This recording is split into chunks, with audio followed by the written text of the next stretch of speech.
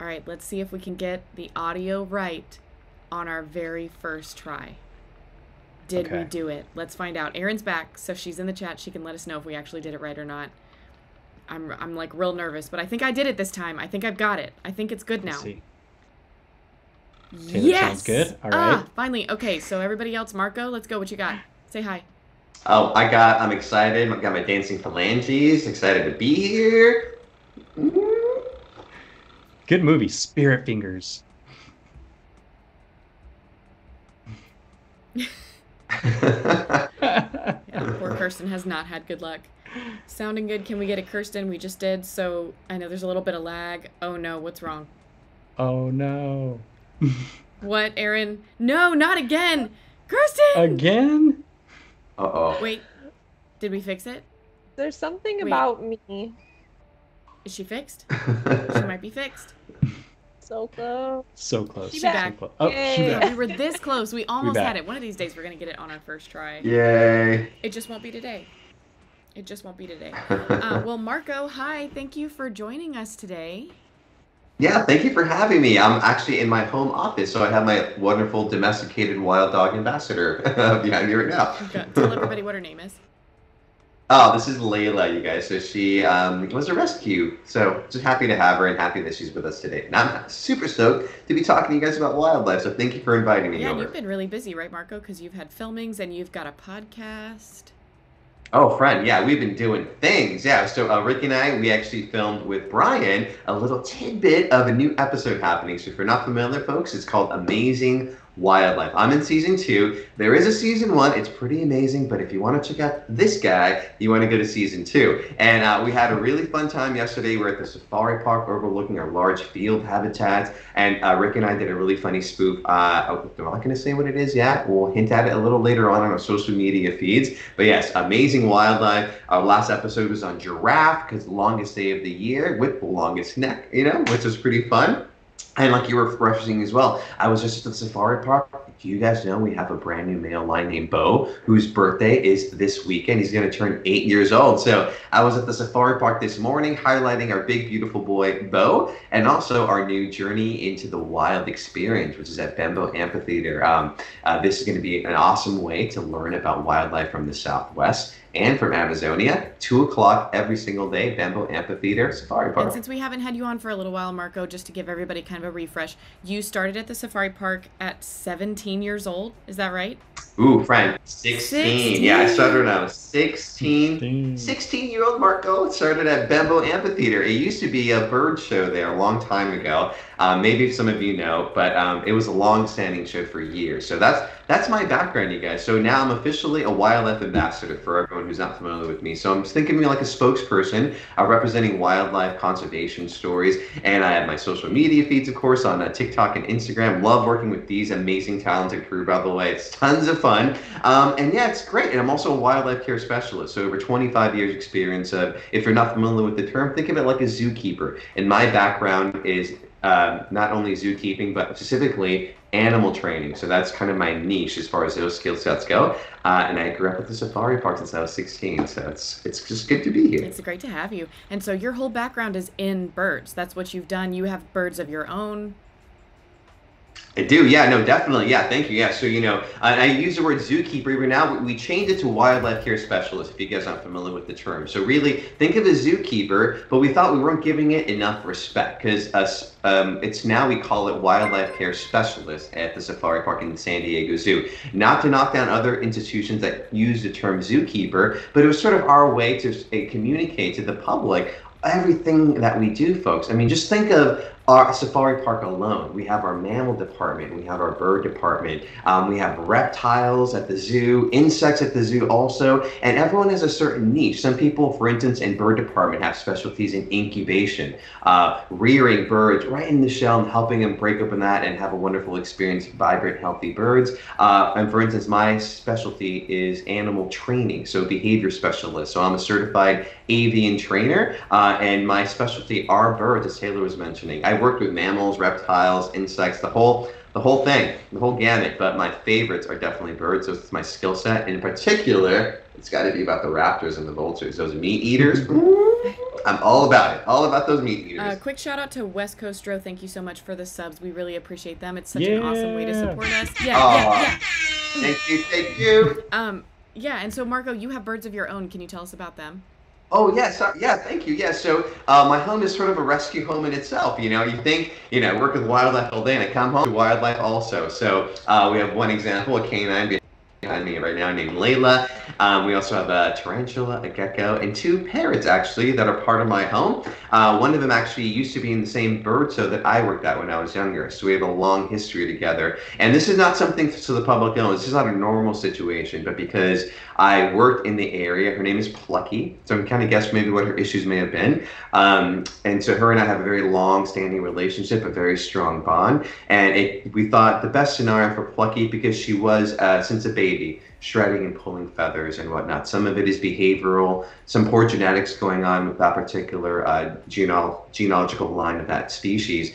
So we thought we'd give it a go. And so I had Plucky, and I had Doobie, is an African gray parrot. A friend of mine I know, he worked animal control, or she worked animal control, and they found this poor little bird in the middle of a warehouse in the dark. And so they called me, and I was able to adopt this bird, foster this bird, and he's been with me ever since. And thank you for that, Taylor, by the way, because it's always something I want to remind people, especially parrots. Animals go through. That was my house talking to me. In case you're wondering, the Roomba is done cleaning, world. Just so you know. But the point of all this, especially parrots in the United States. Parrots go through at least 8 different families in their lifetime. Think how impactful that is, because parrots are as smart as a 2-year-old. So imagine a young child, and our foster system is a good reflection of that, being passed around at least an average of 8 times during their lifetime.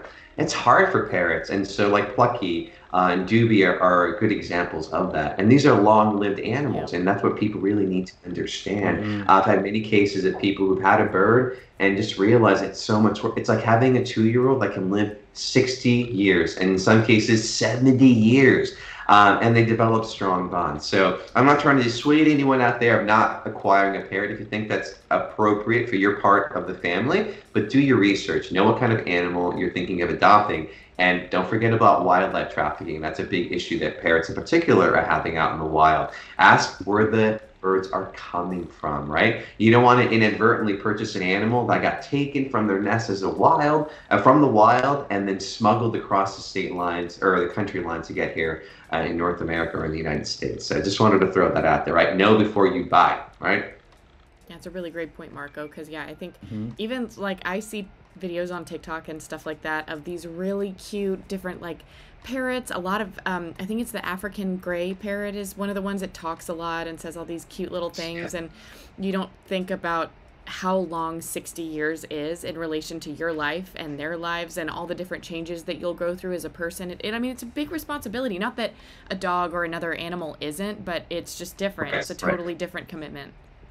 Yeah, exactly. And like you mentioned, the longevity in itself. I've had, unfortunately, many circumstances where a person loved their bird so much, but they ended up being on their later end stage of their life, and they pass on, and then this bird, doesn't have their family anymore. And so it can be a little heartbreaking at times, but I don't want to bring the mood down, but just want to really just illustrate the importance of knowing these animals that you're acquiring to be part of your families, right? And I love my birds. I'll never get rid of them, right? They're going to be with me forever. But just think about that if you're debating, And if you have any other side questions, you can always reach out to me, of course, by the way, if you have any other questions about parrots, of course. Totally. Yeah, and if you guys have any questions in the chat as we go to about birds, about animal behavior, about anything generally, Marco will either know it or make it up. That's not true. He's not going to make it up. But, just keep asking. He's really great about answering questions. That's why he's an ambassador. He's really killer at it. So thanks for joining us. I appreciate you making the time. Thank you. I love this. This is great. It's super fun. And so for everybody else too, if you're just now joining us, welcome to Wildwatch with us, which is the fun Twitch show where we look at the animal cams by some of our scientists to help them sort through them and see what kind of cool behaviors we can see at the same time. Joined here by Kirsten and Brian, who are also on the social media team with me. Thank you guys so much for also spending your day with us this way. Of course. Of course. I Yeah, feel like ready to look at some burbs, huh? yeah, I Mhm. feel like this is one thing I always look forward to on Thursdays. It's like, yes, Totally. Wildwatch at 2. Yeah. Right? I always get excited to see what shirt Brian's wearing. I don't know if anyone else can tell, but he's rocking some succulents on that shirt right now. We identified prickly pear, still got a cactus, agave too, by the way. So a little snap for Brian. Thank you. I'm so glad you brought that up, Marco, because we were talking about taking care of birds and all that fun stuff. And as far as me taking care of plants, terrible, even succulents and stuff. So you know what? These will forever live, but There you go. In real life, not happening. Love it. You don't need to water those plants too. That's what's so bad Right. about it. How am I so bad at this? I feel it, buddy. I get it. I'm the same way. I'm great with wildlife. Well, animal wildlife. Plants, I would love to be great, but I'm not so good. Zero green thumb. Yep. You got it or you don't. We don't got it. Yeah. So without further ado, we'll kick it off with Wildwatch Burrowing Owl. We may jump around depending on how the cam's feeling today, seeing what we see. We might jump to some others. We've done penguins before.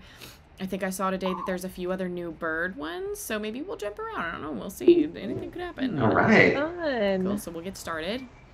So Marco, feel free to jump in with anything because I know sometimes these owl ones get a little bit repetitive while we're waiting for something crazy. Oh yeah, no, totally. I just like pointing out, like, especially right now, I think of the color. That's a wicked dark color for me compared to other burrowing owls I've seen. And sometimes I go like first you think, is it a juvenile? Is it an adult? But in my experience, a lot of the adults, in particular the females who spend a lot of time in the burrow, they tend to be darker than the males, which I think is pretty cool. So, I mean, I'm already creating this whole story in my head, like, the male's been out there hunting, doing his thing. He's got the lighter tones of bleach blonde San Diego highlights, but this girl's been rocking it out in the burrow. She's got rocking the darker features, rocking the melanin, snaps of the melanin, and then coming out, enjoying a little sunshine, and she's just rocking that darker look. So I think that's pretty cool. That is super cool. You guys got to help me too because I always mistake the rock for prey deliveries. Oh yeah, right. It is not a prey Oh, delivery. yes. It is a rock. It's an issue I have every time. Wait, is that bird banded? That looks banded to me. Yep, looks like I'm banned. Looks like a band. Ooh. Hey, you guys remember I mentioned in the past with bands at safari park, not so much our conservation areas in these native habitats, but we tend to band our birds on the right if they're males and left if they're females at the safari park. And the joke we say is because males always think they're right. Nice. Cue the drum sound. Nice. I love it. I need to get that sound. DJ Yeah, Horn. dude, that would be a good sound. Oh. Yeah, we need Brian. You need to get your own little soundboard so you can just we need press a the soundboard. button. Yeah, I I think gotta you get do. you Or one. I've seen Soundboard. random little sounds. Okay. Like cowbell. Do we need a cowbell? I think we might. Might need a cowbell. Why More not? cowbell. We need a cowbell. All right, I see one. I see I another. see. Oh, you're right. Oh yeah. In the wow. opening Are there. these prey deliveries, Oh, Marco, or yeah. are these just pellets? Okay. Yeah, it was funny because you guys, you might get a little grossed out by this, but sometimes burrowing owls, what they like to do is they'll fly around, they'll find those stinky mammals out there, and I say stinky mammals because you know what they're gonna do? They're gonna collect the dung of animals. It could be a deer, it could be a domestic animal like a cow, coyote scat. They'll carry this to the entrance of the burrow. And they do this for a very particular reason. And I can say it, but do you want to have the listeners try to guess why would burrowing owls bring dung to the front of their burrow? What do you guys think? I can't see the comments, but I'm sure you guys can figure it out. What do you think? I'm hoping that because West Coast Row has been hanging out with us and is a member at the zoo and the park, that maybe they know the answer to that question. Yeah. I got a feeling. So I'm going to give them a second because there's some lag between. Okay, yeah, let me know, because I can't see. But you need to think of all these interesting behaviors, think about this owl, right? I go with the husbandry or the natural behavior of the owl. It's a social owl. Think of it, it's living in a burrow, right? I mentioned social, there's probably more than one going on. Earlier, we hinted that the female spends a lot of time in the burrow, oftentimes at the beginning with the darker color, and the male goes out there and he hunts and he brings stuff back. But man, why would he bring back dung? Right? What is that about? I mean, Taylor, do you need me to drop off some animal dung in your front door? I will take it as a personal affront to me as a person, and you and I will be fighting. I understand. I will not do it. But if you and I were burrowing owls, that'd be a little bit of a different situation, I think. So what do you think? You think they figured it out? Nothing in the comments, so I think you're just gonna have to tell us. All right, I'll tell you guys. No big deal. So they're doing this because what gets attracted by dung? Insects, right? And what do they want to do with those insects? Eat them and feed them to the little baby. So that is pretty much what's going on here. Is they'll bring stuff in. Even the beginning of the process of laying the eggs, incubation, and all that, the males may even start bringing other little items too. I think because the behavior of like, I gotta bring stuff to the burrow, a little rock maybe even from time to time. But generally, this behavior is to feed those babies, which I think is cool. Oh, that's so interesting. I really thought you were gonna say it's like a mating present. No, I mean, in a way, it does kinda solidify the bonding because in the beginning I mentioned how males will bring even the most random items. So it's part of that too, but this particular one. So even at the safari park, you guys, when I was taking care of our burrowing owls at Condor Ridge, I would specifically reach out to our mammal crews in the field habitat. They would collect dung from the camels and who knows what else out there. They'd bring it to me, and then I get to put it and break it up a little bit in different spots. So I get pretty excited about poop sometimes. Poop is pretty great. Boy. I mean, we could do a whole thing about poop. Side note on that, thank you for the hydrate chisel. So, Marco, you gotta drink up, buddy. What you got there? LaCroix. I got a tangerine naturally essence LaCroix is what I got. Very nice. Ooh, Very It's nice. like hearing somebody scream tangerine from the other side of the room. I love those jokes about what LaCroix tastes like. Have you seen those, Marco? No, I don't. But now I gotta check them It's out. like, it tastes like somebody sneezed into sparkling water who had just eaten a mango. That sounds so appetizing, tasty. so delicious. So enjoy. It's funny because my husband can't stand carbonated water. He can't do it. I love carbonated water. What about you guys? I love Yay it. or nay? I love it too. I love it, right? Yep. It's good. I think it's solid, right? I don't know what's wrong with him. I'll talk to him later. Yeah, you need to work on that. I'll get on it. Let's see. No prey deliveries. We just got a little one over here. Stand and watch. Hanging Yeah. out. Seeing I think I see a little like scat at the edges of the burrow, right? There's something right there. A little coyote scat looks like. Okay, that's weird. No, And I think Marco, we just learned. Go ahead, strikers. No, you're fine. Oh, I just lost my train of thought.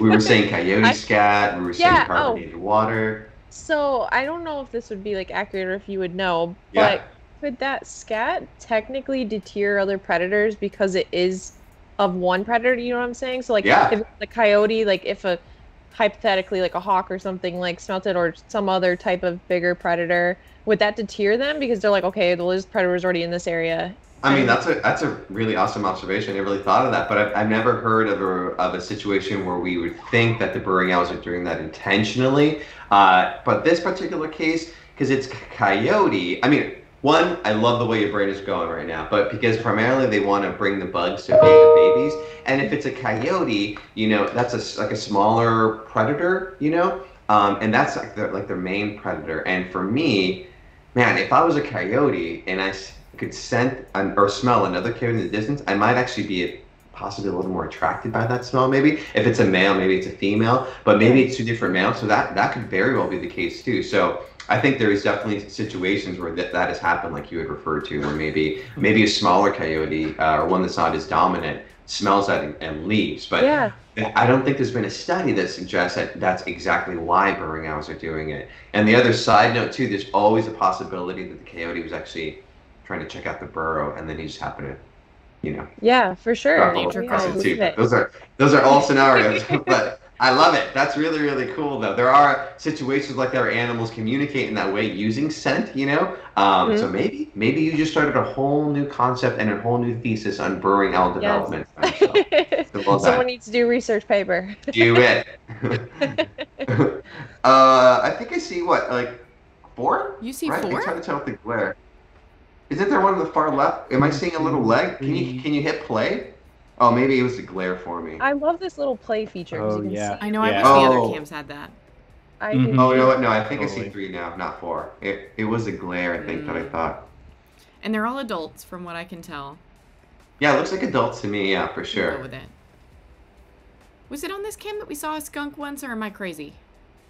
Oh, maybe. I don't remember seeing a has skunky. been- Look at those little baby birdies. Look at it. Little fuzz monsters. Layla, do you see the fuzz monsters? She's riveted in her nap. Yeah. So interested. Oh, they're so Doing some cute. Look at those preening. little fuzz buckets. I love it. Very clean, right? Getting those tail feathers ready. You know what I saw at the safari park the other day? I've never seen one before, and I know they exist. I just have never seen it. A young baby roadrunner. What does that even look like? Oh, Yeah. yeah. Yeah, it was so cute, you guys. I showed my mentor this. She's a master falconer, and we've worked together many times at Safari Park, and she had never seen it too. I have a video I'll have to show you guys later. I'll post it. Oh, you know what? This is my little teaser. I'll do a little post of a juvie roadrunner on my TikTok and Instagram. You guys check it out. Okay, so picture a roadrunner, right, an adult roadrunner that just grew its head feathers, its wing feathers, but see the downy on these baby birds? The downy that you saw was in the body. And then there was no tail, and they have a very long tail. So that can mean to me a couple things. One, maybe he didn't grow his tail out yet, but honestly, because he had already grown out his wing feathers, and the tail feathers should have grown in at the same time. So I'm guessing something maybe tried to grab him, and like maybe a crow, a raven, maybe a coyote, you know, who knows what it was, and tried to grab him and pull the feathers out, is my guess. Poor guy. But if any of you guests are out there at the watering hole, he's hanging around the watering hole. Actually, that's the place to eat, by the way. So if you guys are cruising around the park, or maybe a little date spot, my husband and I would do that and go to the watering hole. They have an awesome bar area. The food is amazing, and the view is magnificent. So highly recommend it. And you might see a baby roadrunner. I always take my parents and folks when they're in town, because it's not like anywhere else that you could eat other than like I don't know. I've never been to Animal Kingdom Lodge in Disney World, but it's better than that. I'm pretty sure. So. Oh, I mean, yeah, they don't have our view. No disrespect to Disney in Florida, but Florida is not San Diego, right? And we can go another route, but I'm just going to say that. I mean, it's pretty great. So I'd recommend going to the watering hole. It's great. Yeah. Right? Yes. And I would think it would be a little more peaceful. I would think. I would like to think so, you know? Yeah. Yeah. Try now. Oh, I didn't see that. What do we got here? Oh, Nothing crazy. Thank you for focusing.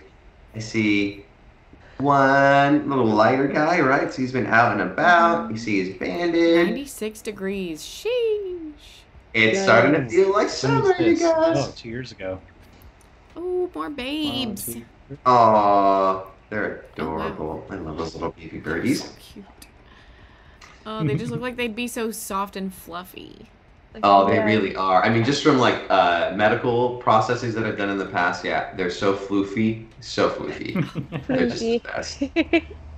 And they're tough little birds too, you guys. I mean, I've been bitten by one of these birds, and it got me like right in the cuticle, and it really did hurt. And you know, normally we try not to handle these animals, but sometimes, you know, medical procedures or new babies, we have to check them out. And they have a really cool adaptation too to avoid a predator, or to dissuade a predator from going into the tunnel. They'll actually mimic a rattlesnake sound. To try to scare away. That sounds somewhere. Let me see if I can find it. Emily sent it to me one time. Let me see if I can find it, because it is really cool. While she's finding the sound, you guys, let me explain my scenario. So I had two pair of burrowing owls living at Condor Ridge. First time mom, she laid, I think it was like 7 to 9 eggs. It was like a ridiculous amount of eggs. She's awesome. The baby started growing. I knew it was happening because I couldn't see mom anymore. Dad was bringing food in. And at one point, you know, the dung I mentioned, he was bringing dung near the entrance. And then at one point, we timed it when we think the first time it hatched. So we have to know what gestation is, which is generally, say, 45, 55 days, depending on the species. And from where we think it started, we backtrack or backlog in the calendar. Okay, maybe we think now they're at this juvenile stage, kind of like what this age is now, where you see it in the picture. Oh, did you get the sound? Yeah, I'm ready when you are.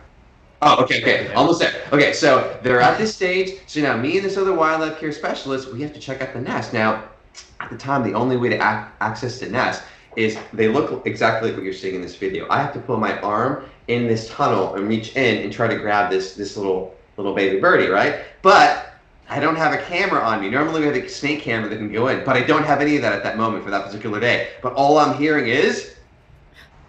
Hang on. I gotta make sure everybody can hear it. Where's the thing? I'm trying again. And then all I'm hearing is...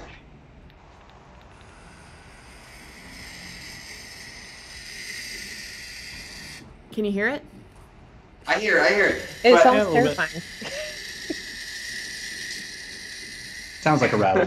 Yeah. I know it's a little low, you guys, but picture that sound amped up. I can make it louder. It sounds just like a rattlesnake. So now this guy,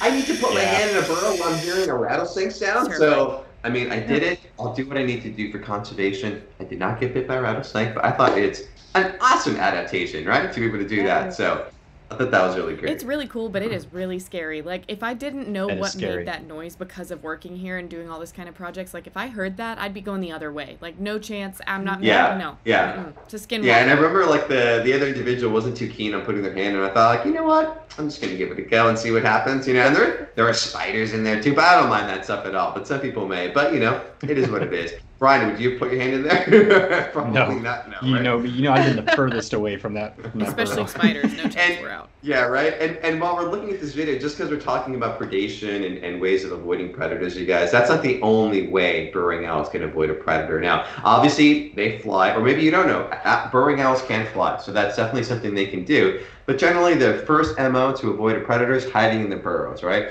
If another animal were to try to dig them out, again, the rattlesnake sound. If that still doesn't work, there's more than one entrance for those burrows, so they can try to get out of there. Now, in other situations, look at that. I picture like he's like trying to formulate a haiku, you know? What is that? It's like 5, 7, 5. Is that what it is? 5 syllables, 7 syllables, 5, or something like that? Right. Or maybe it's 7 of them. Bad at that class. Yep.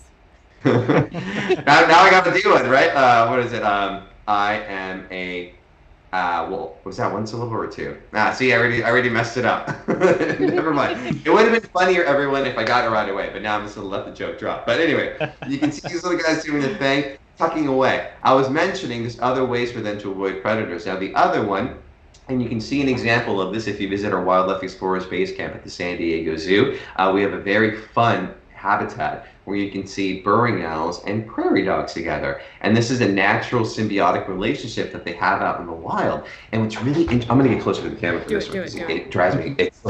Guys, burrowing owls, or I'm sorry, prairie dogs have some of the most intricate, most varied vocals of any animals on the planet.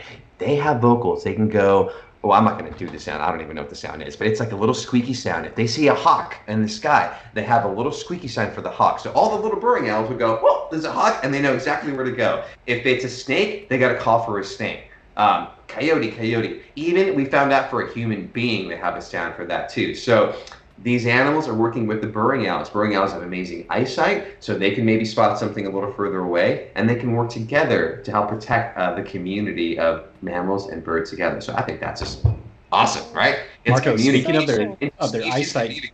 Oh, go ahead. And their senses, speaking of the eyesight and the senses, what's also this kind of like thing that they do? You're talking about wobble their heads around. Yeah. It's not like they're bopping to a song or something like that. But owls, raptors, they have this binocular vision, basically, is what it is. So there's so much to talk about the eyes. I'm gonna try to give you all the short version as we're doing these videos. So Marco's short version of the eye for an owl. Eyes are so big for an owl, they're locked in the skull. Now, for many raptors, that's the case. Raptors, eagle, hawk, falcon, owl, merlins, kites, kestrels, secretary birds, ospreys, etc., right? These are all raptors. They're not related. They're categorized together for their feet. Raptors have talons to grab their prey. The standard is 3 in the front talons, 1 in the back called the hallux. The longer talon they use to take care of their prey, right? Even burrowing owls have that foot structure. Owls, though, of all the raptors, they have sometimes 2 toes in the front and 2 in the back, not the standard raptor foot of 3 in the front and 1 in the back. They have the ability of rotating the outside talon forward again to form the 3 in the front and the 1 in the back. See, I already got sidetracked, and this is a short version. Owls' eyes, like most raptors, are so big they're locked in the skull. So an owl, if I had my owl straight, right, and maybe I hear a prey animal off to my right-hand side. Now, not the burrowing owl, I'm going to use a great horned owl for this example. A great horned owl wants to blend into the habitat. They don't want to move their body to look at this rabbit, let's say, and give up their position. So they can easily rotate their head, right, to see that animal. And they can turn their head about 75% of the way around.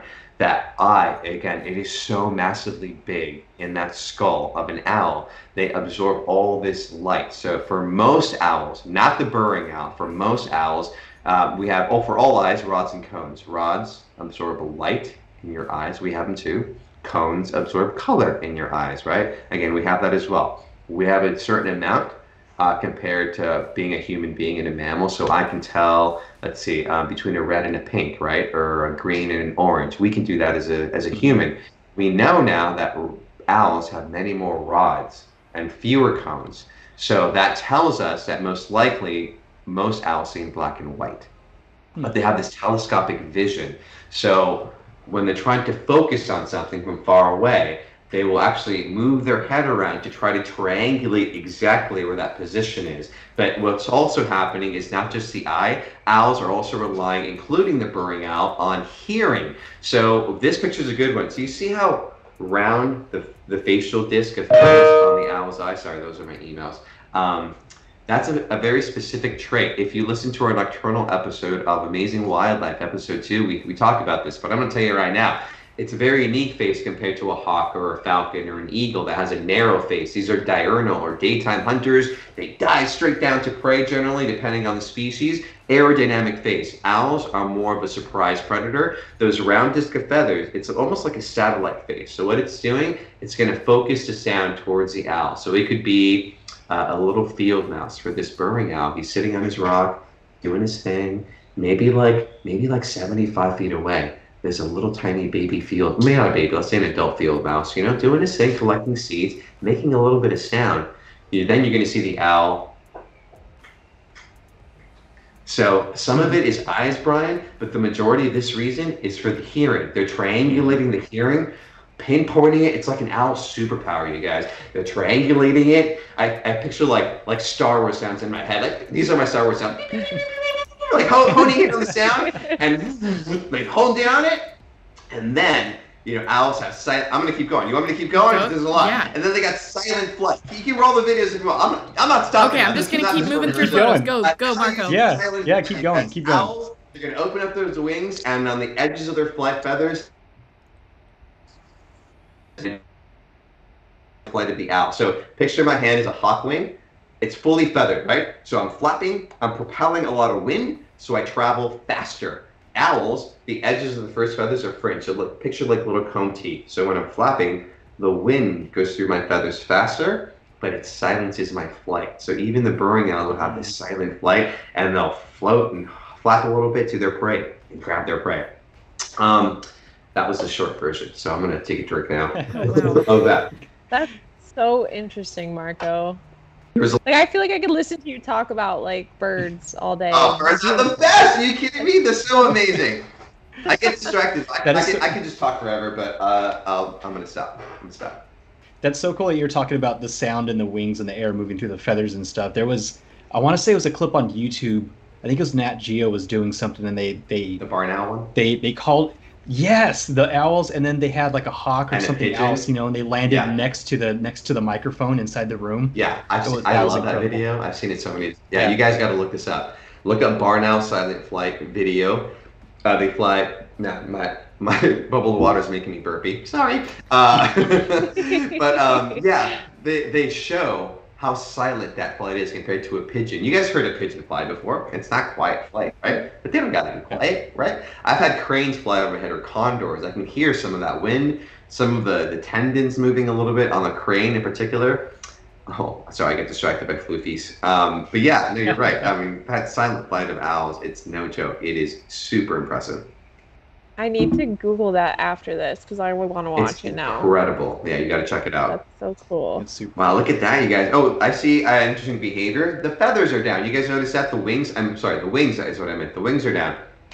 It can be a lot of different things. If the owls are super mad, they puff up. They put out their flight feathers like this to make themselves look super, super big. And by the way, if you ever have an owl bill snap at you, it's akin to what I may or may not do in traffic if I get cut off. You know what I'm saying? So basically, owls will give you a final warning. It could be a great horned owl. It could be a barn owl, Brian. Let's say you guys are cruising around in the wild and you come across a owl on a perch and you're getting really, really close, or a burrowing owl near a burrow, and they bill snap at you. That's a final warning. So listen to that warning and back away. That's owls telling you to back off, move away, right? Marco, are you saying that a bird is giving the bird? Nice. Oh my god. I think I am. Oh, that's great. Right. Nice one. Very nice. It leads to a bigger conversation for me when I talk about that. I was just having this conversation. It's about communication, right? We all communicate in different ways. I hope I remember how I said this the other day, because it was like one of those moments that all wildlife communicates. We as human beings just have to learn how to listen. And this is a philosophy not only for wildlife that we can apply for ourselves too, right, guys? I mean, we all come from different varieties around the world and cultures. But man, we're all human beings, right? And we all just have to learn how to listen to each other. So just want to throw that little side note out there. Oh, I love that. What is sunning, you guys? Look, one's sunning right now. I love when owls sun. It is the best. I've been asked in the past, like, what is my favorite bird behavior? It's bathing. And I'm going to tell you what. One, it's ridiculously cute. And I'm including sunbathing, dirt bathing, water bathing. There's many aspects why birds bathe, right? The number one reason why I love bathing with birds so much is because they're such in a relaxed state and comfortable state that they feel they can do that. Because when a bird is in that situation, generally a smaller species or a non-predatory bird, but I know this is a predatory bird, but it's small, they wouldn't be doing that unless they felt comfortable enough to do so. So, especially at the park and the zoo, when I see that, it makes my heart smile. I love it. And so, I mentioned also sunbathing. So yes, they will do this. And sometimes guests will see other birds at the safari park, especially Wings of the World. You know what? This is another like PSA. So everyone, if you see a bird lying down with its wings out like that, don't worry. They're just sunbathing. But if you're super concerned, sure, let the staff know. But don't worry, it's sunbathing. They're okay. So this little guy, he has his wings out. He's letting the sun hit his feathers for a lot of different reasons. The sunlight is giving him vitamin D, which we all need also, but reminder, wear your SPF as a human being. But these owls, they don't need it, right? But the sun is giving him vitamin D. It's also helping killing off bacteria in the feathers, crevices of the skin. My favorite example for sunbathing, you guys, is vultures when they sunbathe. Oh, especially the California condors. Are you kidding me? It is like, yeah, right, Brian? Yeah. It's amazing when birds sunbathe, especially those condors. And again, birds will dirt bathe, they'll water bathe, it just depends on the species. Now, Marco, I know you mentioned you can see it at the zoo and park. Do our burrowing owls at the zoo at base camp, do they sunbathe like that? Oh, I've seen them. I haven't seen them yet do the feathers out, Sometimes they'll do a different version of just sitting in the morning, like, I'll do my version of it. It's kind of like, so picture me, I'm missing my feathers, I'm floofing up, I floof, and then I just kind of close my eyes a little bit and I just stand there. And this is their sunbathe version. But there's different versions. You guys ever see lemurs sunbathe? Oh, let me show you lemurs. Do we all? Yeah. Oh, you're gonna do it? Yeah, exactly. It's like this. Let's all do it. You guys, this is lemur sunbathing. They're so cozy. It's so cute. Yeah, that could be a thing. Maybe that should be a social thing, you guys. So next time, sunbathing animals in the morning, right? I mean, the faces they make, it's redunculous. Kirsten's literally already working on it. Is the funny part of that? Are you really? Oh, see? Similar minds. She just reached out to the lemur team because we want to get footage of the sunbathing with them all together. Yeah, especially the ringtails. Check it. The ringtails have the quintessential arms out. You guys, just side note, only because, I have a bird brain and I get distracted and I see random things. The last picture you saw, the yellow on the irises are the color of the owls. So through these videos, when we get to see the owl's eyes, notice that they're yellow, and that's pretty interesting, right? Think about a great horned owl, yellow eyes. And I've learned this a while back because I was wondering, like, why is that? And why are some darker colored? We found out that owls that are strictly nocturnal species. So if you're not familiar with the word nocturnal, it means you're up at nighttime, sleeping during the day. Their eyes are dark colored. So Brian was mentioning the barn owl has completely dark colored eyes. So the barn owl, the mottled owl in Central and South America, as an example, they're strictly nocturnal. A little more deeper dive, I found out that darker colors absorb light better. So it's kind of their way of really absorbing all the possible light out there. These owls, they can hunt during nighttime hours. So just because I'm calling an animal nocturnal or diurnal or crepuscular doesn't mean they're never going to be up at all those times. Oh, by the way, diurnal, you're up during daytime, sleeping at night. Crepuscular, you're active when the sun comes up and comes down. And then nocturnal, you're up only at nighttime. But again, nature varies and is adapted. So I tell you, if a barn owl's only nocturnal, it doesn't mean they can't hunt during the day. It doesn't mean the sun's going to hurt their eyes during the day. Oh, that remind me to talk about myths, by the way. That just led me to another thought. But back to the eyes. So you notice with the burrowing owl eyes, it's the yellow color because, again, they're crepuscular. And this is the perfect shot of it. Look, we have one checking out the entrance of the burrow, right? Maybe he was doing some hunting, he or she, and going back in. I don't know the pronouns. Let's say they finished some hunting possibly, or maybe getting ready to call the babies out. And we always have usually like a little watchdog, call him a sentinel, sort of like the meerkats do, or mongooses, or other animals. So he's making sure, right, no other predators are in the area. And this is the perfect shot to talk about being a crepuscular animal.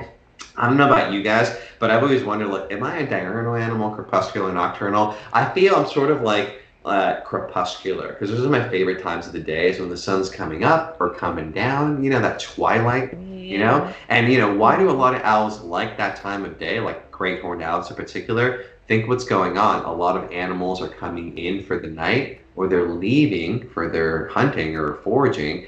So the owl's waiting for that, which is pretty cool, I think, that they're adapting their behavior and changing it depending on the situation around them. That's so neat. That was a really pretty shot too. Oh, look at that! It was. Ooh, you see the reflecting eye too, right? So it's almost like they have detached lenses, and we highlight that back to, not to plug it shamelessly, but I'm gonna, again, we had the nocturnal episode on season 2, Amazing Wildlife. We talk about that very unique adaptation. So if you guys want to learn about more superpowers of nighttime animals, listen to that episode. Very, very cool. And they're reflecting that light, basically, you know, reflecting black and back in the eye so they can absorb all that light. Remember I mentioned the rods and the cones, and the rods are absorbing all that light to be able to find their prey. But that doesn't mean the owls can't see when it's completely dark. So if there's no moon, no stars, and overcast, it can be very difficult. But luckily, they got that hearing we talked about to find their prey. I gotta silence these emails. You know, I'm just a popular guy. I can tell when you and I are on the same emails because mine dings right after yours does. I know. I'm afraid if I mute it, I'm gonna mute everything. So if you guys don't mind a little chiming in. Look what we got. That's okay. Yeah. Oh, look at that. Oh, a little sunbathing, a little floofy.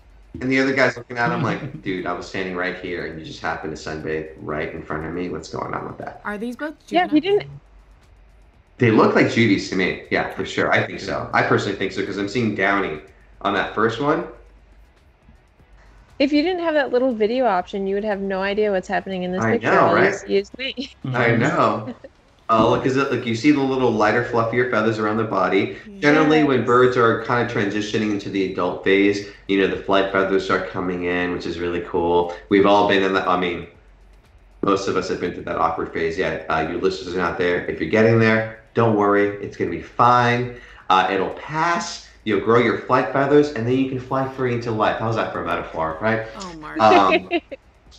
Look at this. Look at these two. I love the color variation also. And that's another reminder for our guests who are listening that we have our western burrowing owls found here in San Diego. They stay here all year long. But I don't know if you knew, there's other burrowing owls that migrate. So there are burrowing owls that come down from Canada and will fly down here to San Diego also, which I think is pretty rad. You know, just migration of species, you know, it's pretty amazing. I didn't know that. It's wild, isn't it? Yeah, I think that's really cool. Yeah. And our field conservation scientists, they know about that. So I've been out in the field with them. Oh my God, look at this, like 70s rock album, you know? That's what it looks like to me. Their little feet. Look at, wait, So I did it again. fluffy. Look at Oh, their man. feet. Look at that, you guys. Look at that little face. Oh. That's How old so do you think those are, Marco? What's that? How old do you think they are? They look floofy. So floofy. Floofy. They probably just, man, I'm going to say over a month, less than 2 months. Look at his face. Probably month. I'm gonna say month-ish. Look at that. He's probably, you know, I guess happened is I think the field cam registered and took the picture, and there's usually this super subtle, light, very clicking sound, but they have ridiculously good hearing. So to me, that face is like, oh, what did I just hear? You know. And back to your point, Brian, of doing this, I bet it just caught the triangulation part or but it's really like. Oh yeah. Oh my gosh, that's the best picture. No. I love the grumpy one, like just underneath. I know. Yeah. They always have such grumpy faces, don't they? But they're not always grumpy, Yeah. you guys. Not true. It's just resting owl face. That's all it is. That's exactly what it is. Mm-hmm. Oh! What's going on here, Almost little like, I can't tell if like someone brought something in and they all want it, or You know what? just I'm squabble? guessing the one on the far back left, because when the last part of the video, you see him stand up. Right, right there. Oh my You know, gosh. I'm guessing mom or dad came back with food, and they came in like, I want it. You know. That's wild. And you know, with this behavior, you guys, they're not sharing the food. I mean, yes, the parents coming to feed the babies, but it's not like, you know, baby one goes, oh, I just had this little mouse tail. Now you, baby two, brother, you know, you have this mouse head. No. It's opportunistic. They go in, they grab what they can. And, you know, that can be a little intense sometimes in the bird world. A lot of raptors do this. There's a biblical reference. I didn't name it, but it's called the Cain and Abel struggle. I think we should rename that whole thing. But it's a reference to a story in a certain religion in a textbook. But basically what it talks about is that for many raptors, not all, many raptors, when they're born, or hatch, I should say, they compete for resources, because you never know who's going to survive, right? So if there's enough food out there, many times that looks like an emerald wasp to me, or a tarantula wasp, maybe. I think you're right, yeah. Whoa, They're that's cool. That thing is These huge. guys are really great. Yeah. Do you guys know about this thing? Do you know what it does? I mean, the name itself. You know, Taylor's like, no, I don't. Taylor, plug your ears.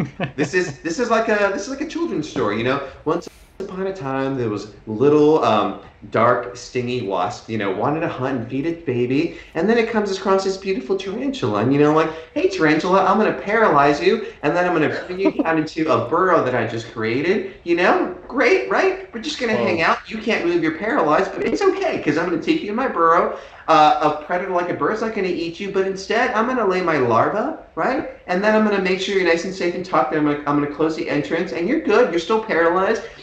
And then my baby's going to hatch and come out and then be able to eat you, and you're going to help feed the next generation. So once upon a time turned out into a really lovely, terrifying, horrific story that I think I just lost Taylor just now. If I ever have kids, you're going nowhere near them for stories. That's not happening. Fair, that is fair. But hey, every animal has a part to play, right? You know, so Yeah. even a Even if tarantula it's wasp. I terrifying. mean, that is the nicest way you could have told us. I know. I tried Really to reel it in. Mhm. I mean, they paralyze a tarantula. I mean, there's just no other way to. Yikes. It is what it is. I know. I have a wonderful tarantula, her enduring curly hair. Her name is Tara, because she's terrestrial, but she's super sweet. Just want to throw it out there. So will those wasps, like, I guess if you were to get stung by one like a human, is that possible? Like, would they You could get stung, yeah. And like any other human being, some don't react, some do react, you know. If you're allergic to a bee, you may want to be a little careful, because there's a slight chance that you may be reactive to the sting of a wasp, you know. I've been stung by a wasp before. Doesn't feel good. I wouldn't recommend it. But the you more know, important part, just, Marco, is it can't lay its eggs in me, right? That's true. You'll be fine. Yeah, they're not going to hear you. But I'm telling you, if there was a wasp bigger than us, I am not going outside. I'll tell you that. I mean, you got to watch out. But no, we're lucky. All right. Well, this How has did we been get to fun. wasps? Oh, I remember now. Okay, we're getting sidetracked. Let's look at these cute little birdies here. Oh, look at that. Actually, let me highlight too. I know you probably have recurring guests. Maybe you have a new listener out there. But I just want to remind everyone, you know, what we're doing. Like, we as a whole, we're San Diego Zoo Wildlife Alliance, right? So this is the name of our organization.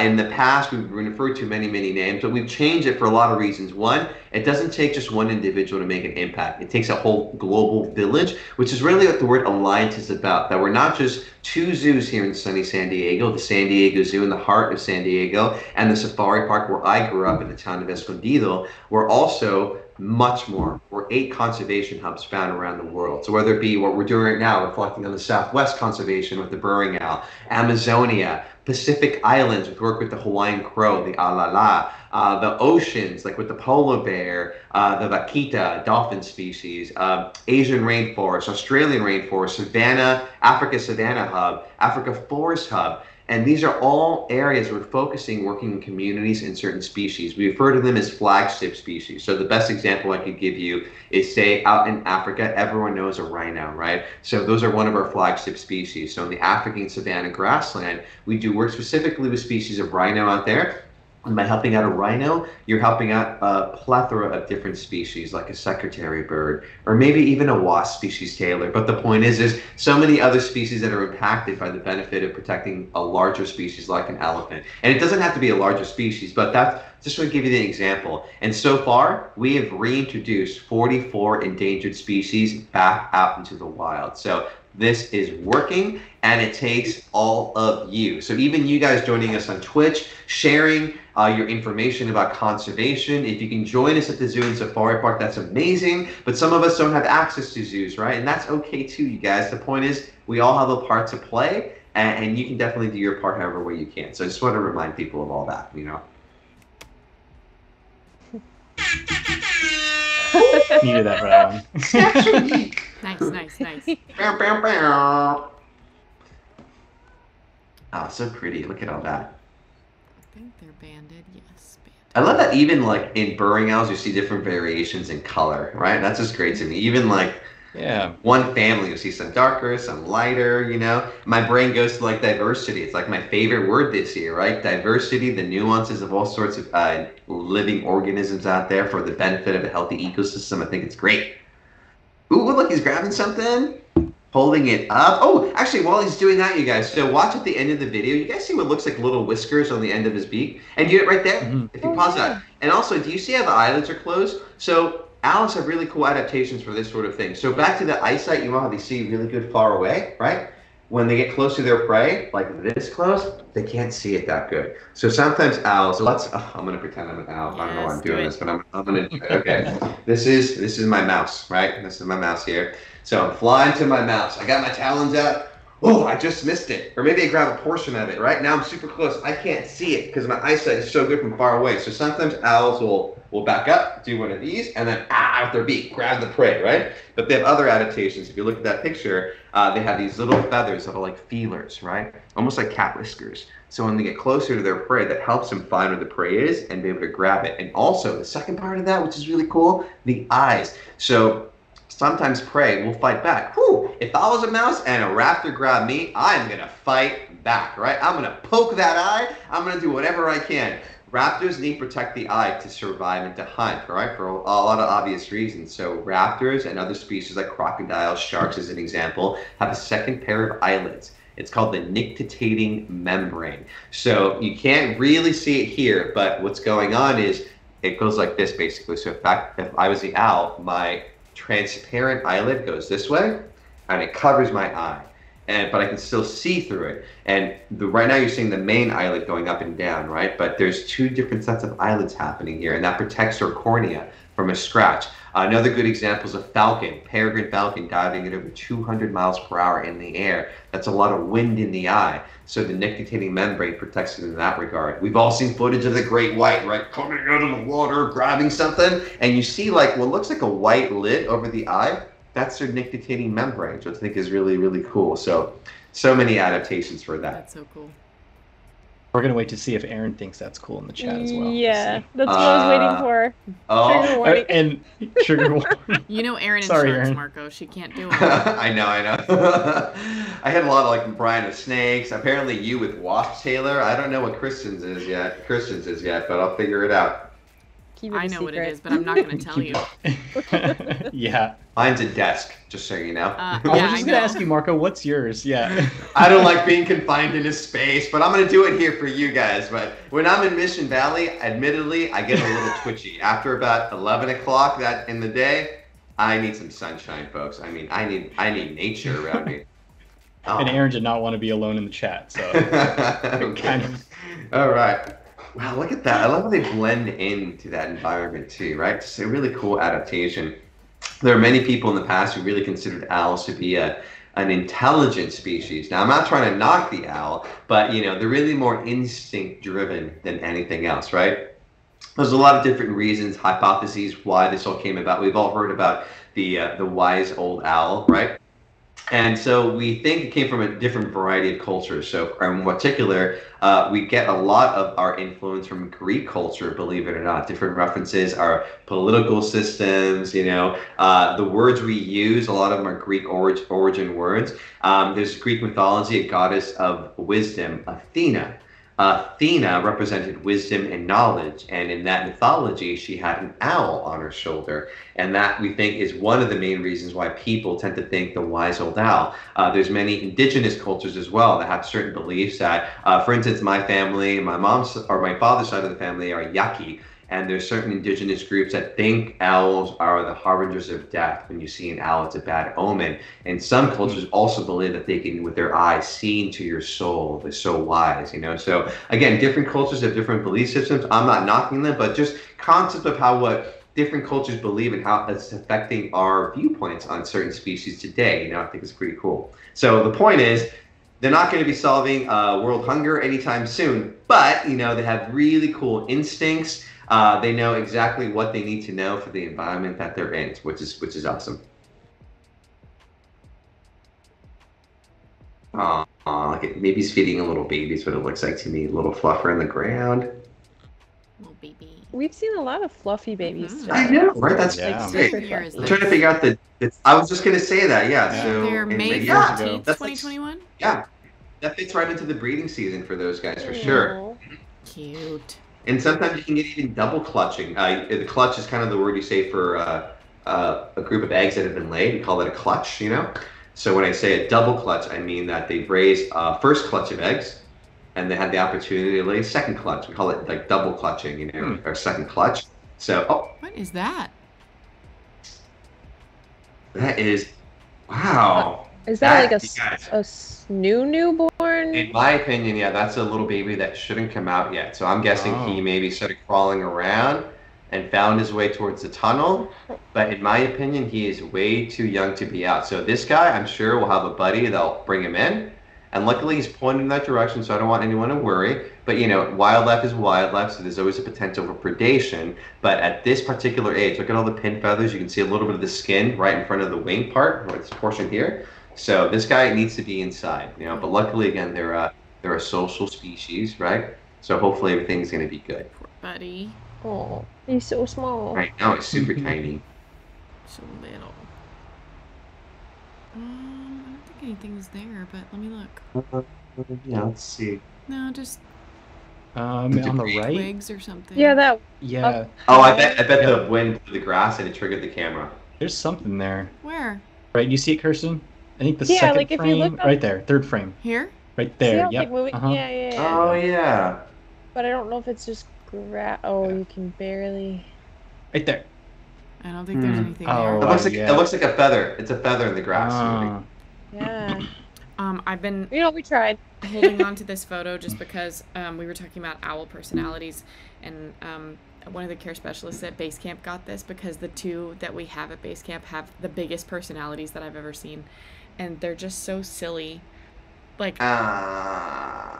goobs. They're so cute, and they just They're great, you guys. Yeah. Brian has So so much many personality, videos. Yeah, dude, right? they're so cute, and they just like. I think Brian has a video somewhere of, like he said, like when the male is like.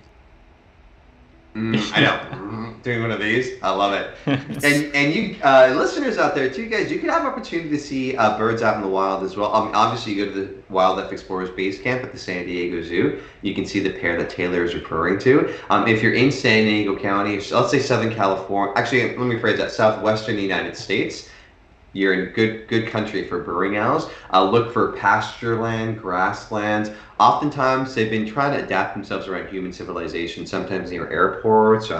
Open fields is a good port. I tend to look for rocky outcrops, you know, gathering a bunch of rocks. And if I see like very specific urates, or it's another word for like bird poo, little white marks on the rocks, it's probably a good indicator there might be a burrowing owl. So try to go like when the sun's about to set, you know, and see. And then maybe you might hear one. I would even download a little burrowing owl vocal on your phone and then play it for a second, stop, wait like 5 seconds. If you don't hear anything, play it again, wait another 5 seconds, and maybe you'll hear a vocal of a burrowing owl. It's pretty cool. That's so cool.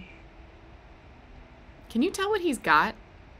I was looking at like, sometimes they can also be playful, so I can't tell if that's a grasshopper or, you know, sometimes they blend in with the ground. I'm either thinking it's a bug that he just grabbed, or it's a little blade of grass and playing like, it's mine. Yeah, that's so cute. Well, we're about at time, so I think we'll probably Oh stop wow, there. that was fast. I know, it went by so fast. These always do. Here I'm trying to hold back all my alpha facts. I'm trying to make it last, but I already. You already hit it. I know, that was so fast. Such a quick one. Layla, were you riveted? She's not even awake yet, you guys. She's passed out. Wow. Yeah, that's so cute. Well, thanks again for joining us today, Marco. Really appreciate it. Yeah, it's always a pleasure. And if you guys thank you. do want to go see Marco for some behind-the-scenes content, you want to go see that video that he teased of the baby Roadrunner, then he's Zoology Marco on all channels. Is that right? Yeah, Zoology Marco, on TikTok, on Instagram. Don't forget our main feeds as well. A lot of good content. And again, to pitch one more time, amazing wildlife, guys. You got to check it out. A lot of fun stuff, a lot of good stories I think to share for everybody. Yeah, and if you like dances and birds especially, Marco is your place to go. So much good stuff. I'm your guy. Yeah, do you know when your next Instagram Live is going to be, Marco? Oh, no. I'm going to say it out loud. It's going to force me to be a little better at scheduling the live. So if you followed me on lives before, you guys, I kind of do them spur of the moment because my job, sometimes at the zoo, at the park, I'll try to schedule these out more for you guys. I am trying to plan one for tomorrow. On my TikTok channel. I'll be at the safari park. The other day I did a fun walkabout to a cassowary, but yeah, I'll try to do some more out. So hopefully you guys can follow me and see some of that fun stuff. Awesome. Well, thanks again for joining us, Marco. Cool. Thank you, Brian and Kirsten, as always. Appreciate you guys. And we'll catch y'all next time. All right. Bye, guys. Bye, guys. Stay wild.